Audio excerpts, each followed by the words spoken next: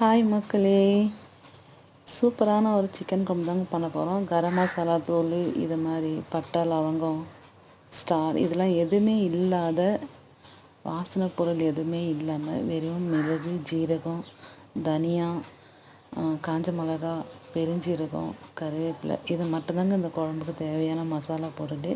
இதை மட்டும் நம்ம வறுத்தெடுத்து பொடி பண்ணி வச்சுக்கிட்டு தாளிக்க பெருஞ்சீரகம் போட்டு மட்டும் தாளிச்சிக்கலாம். வேறு எதுவும் எந்த மசாலாவும் போட தேவையில்ல.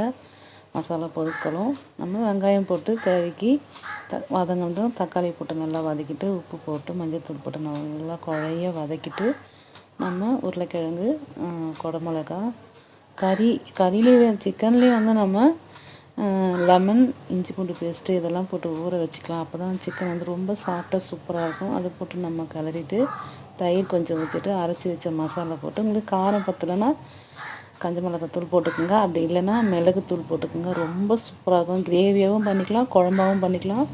அவ்வளோ சூப்பராக டேஸ்டியாக இருக்குங்க அந்த